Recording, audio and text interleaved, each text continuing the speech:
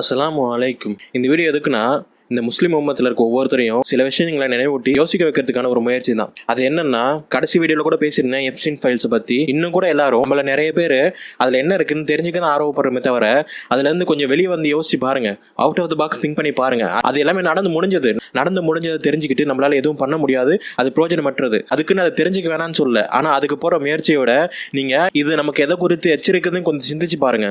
சிம்பிளாக சொல்கிறேன், நம்ம வாழ்கிற நாட்டிலேயே எடுத்துக்கங்க, இல்லை ஒரு பணக்காரரே எடுத்துக்கங்க, அவரை குறித்து ஒரு விஷயம் ஆன்லைனில் பரவுதுன்னா எப்படியாச்சும் ரிமூவ் பண்ணிடலாம்னு சொல்லிட்டு எவ்வளோ வேணால் செலவு பண்ணுவாங்க, ரிமூவ் பண்ணுவாங்க. சமீபத்தில் கூட ஒரு இஷ்யூ பெருசாகும் போது கோர்ட் ஆர்டர் வாங்கி அதை யாரும் பேசக்கூடாதுன்னு இந்தியா முழுக்க பேச விடாமல் பண்ணாங்க. அவ்வளோ இன்ஃப்ளூயன்ஸ் பண்ணும்போது இந்த உலகத்தில் இருக்க எல்லா பணக்காரங்களும் எல்லா அரசியல்வாதிகளும் இந்த உலகத்தில் ரொம்ப பவர்ஃபுல்லான பீப்புள்னு சொல்கிறவங்களோட மொத்த அந்தரங்கமும் அவங்களோட கரியரையே இழிவுபடுத்துகிற மாதிரி விஷயங்கள் ரொம்ப ஓப்பன் சோர்ஸாக இந்த உலக மக்களுக்கு தெரியுதுன்னா அதெல்லாம் அவங்க அனுமதி இல்லாமல் வெளியே வந்திருக்குன்னு நினைக்கிறீங்க?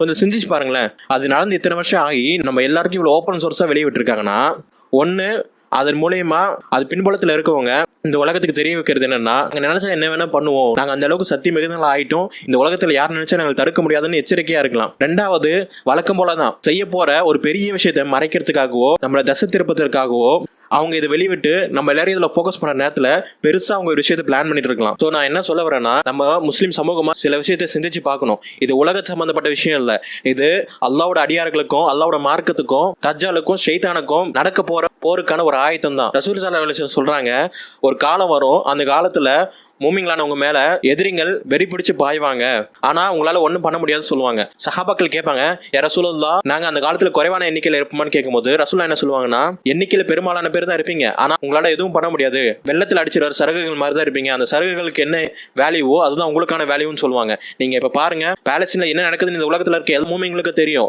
ஆட்சி அதிகாரத்துல இருக்கவங்களுக்கு தெரியும், ஆனா வேடிக்கை மட்டும் தான் பார்த்துட்டு இருக்கோம். அது ஏன் ரசூல் ஸல்லல்லாஹு அலைஹி வஸல்லம் சொல்லியிருக்காங்க, நம்ம உள்ளத்துல வஹ்ன்ற ஒரு விஷயம் இருக்குமா, வஹ்ன்னா என்னன்னு கேட்கும் போது ரசூலுல்லாஹ் சொல்றாங்க, உலக ஆசை அதிகமாயிருமா, மறுமையை வெறுக்க ஆரம்பிச்சிருவோமா. அல்லாஹ் பாதுகாத்துக்கணும் தவிர நம்மள பெரும்பாலான பேர் அதுபடி தான் இருக்கும். சிந்திச்சு பாருங்க, நாளைக்கு மஹதி அலைஹிஸ்ஸலாம் வந்துட்டாங்கன்னா நமக்குள்ள எத்தனை பேர் அவங்கள ஃபாலோ பண்ணுவோம்னு நினைக்கிறீங்க? ரசூலுல்லாஹ் காலத்துல எல்லாரும் அறியாமலே தான் இருந்தாங்க, ஆனா ரசூலோட வார்த்தை அபூஜகளுக்கும் போச்சு, ரசூலோட வார்த்தை அபூபக்கர் ரலியல்லாஹு அன்ஹு அவங்களுக்கும் போச்சு. ஆனா ஏன் அபூபக்கர் ரலியல்லாஹு அன்ஹு அவங்களுக்கு மட்டும் அல்லாஹ்வோட தூதரோட வார்த்தை உண்மையா தெரிஞ்சு? சிந்திச்சு பாருங்களேன். அபூஜக்களுக்கு மக்கா நகரத்தோட ஆட்சியும் வருமானம் வந்து அதிகமா தெரிஞ்சு, அதனால அவனுக்கு உண்மையான வார்த்தை ரசூலுல்லாஹ் மூலமா போனாலும் அவனால அதை ஏத்துக்க முடியல. ஆனா அபூபக்கர் ரலியல்லாஹு அன்ஹு இறைவனோட வார்த்தை வரும்போது இறைவன் வழியில செயல்படணுமா, உங்களுக்கு அங்க இருக்க சொத்தும் அவங்களோட பேரும் முக்கியமானு பார்க்கும்போது இறைவன் தான் முக்கியம்னு சொல்லிட்டு தேர்ந்தெடுத்தாங்க. சோ நம்மளும் இந்த மாதிரி ஒரு மனநிலைமையில இருந்தாதான் அல்லாஹ்வோட வார்த்தையும் சரி, அல்லாஹ்வோட எச்சரிக்கைகளும் சரி, அல்லாஹ்வோட அடையாளங்களும் சரி நமக்கு தெளிவா தெரியும். அல்லாஹ் தஆலா உங்களுக்கும் சரி எனக்கும் சரி நேர்வழியில நடக்கக்கூடிய பாக்கியத்தையும் நம்ம அனைவருக்கும் தந்தர புரிவானாக.